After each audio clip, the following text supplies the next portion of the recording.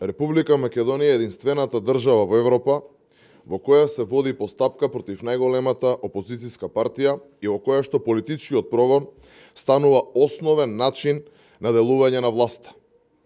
Република Македонија е единствената држава во Европа каде што поранешни функционери се испраќаат во притвор врз основа на фабрикувани службени белешки, а се носат пресуди какви што ќе нарача премиерот, кој што 3 пати претходно е аболициран за тежок криминал.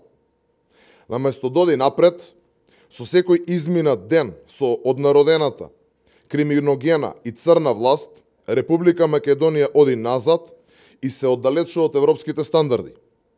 Во Република Македонија криминогената власт го узурпира целиот систем и ги злоупотребува институциите за политички пресметки. Република Македонија официјално е држава во која што се бркаат луѓе од работа само заради тоа што имаат различен политички став од криминогената власт. Република Македонија е земја во која што се делат откази само заради укажување на лошите политики на актуелната власт. Последниот пример е отказното решение со кое што му е прекинат работниот однос на Цветан Трипуновски, државен секретар во Министерството за земјоделство, шумарство и водостопанство. Цветан Трипуновски избркан од работа само заради тоа што е член на извршниот комитет на ВМРО ДПМН и заради тоа што во име на партијата јавно изразуваше сомнеш дека актуелната политика на власта оди на штета на земјоделците. Цветан Трипуновски не е избркан од работа заради тоа што не ги исполнувал службените обврски, туку избркан од работа заради тоа што надвор од работното време, како член на ВМРО ДПМН, ги презентирал партиските ставови со кои што се укажува на пропустите на актуелниот министер и се предлагаат мерки со кои би се подобрил статусот на земјоделците. Цветан Трипуновски избркан од работа бидејќи на 24 август укажал дека повеќе од 20.000 тони сливи скапуваат, а земјоделците се соочуваат со екзистенцијална криза и побарал откупна цена од 12 денари за килограм.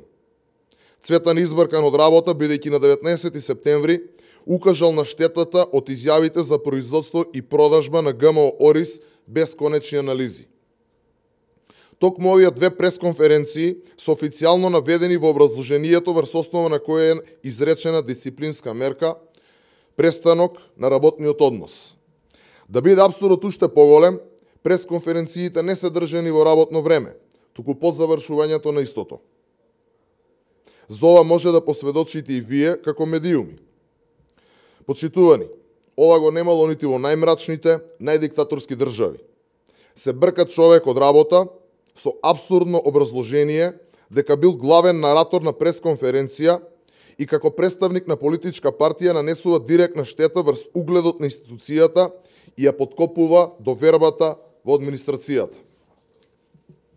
Вистината е една. Оваа криминогена власт е неспособна да направи било што позитивно. Аболицираниот Заев и неговиот послужник министерот Љупчо Николовски го клекнаа земјоделието на колена и го урнаа стандардот на земјоделците.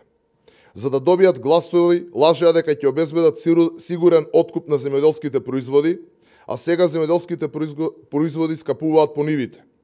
Црнилата кои ги донесоа Заев и Николовски ги осети и производителите на јаболка, сливи, бостан, пченица, зелка, домати, ориз и така натаму. Нема гранка која што не трпи штети од криминогената власт. Сега мислат дека со репресија и сеење страв ќе ја замолкнат критиката. Ние имаме само едно да им порачаме. Одете си со Арно додека се уште не е доцна. Не заплашувате никого. Не ги заплашувате нити земјоделците, а уште помалку успевате да не заплашите нас. Одете си пред да направите штети кои нема да може да се надоместат. ВМРО ДПМН ќе ги искористи сите правни средства против политичкиот реваншизам на власта и сите кои ги злоупотребуваат институциите за политички пресметки ќе одговараат. Благодарам.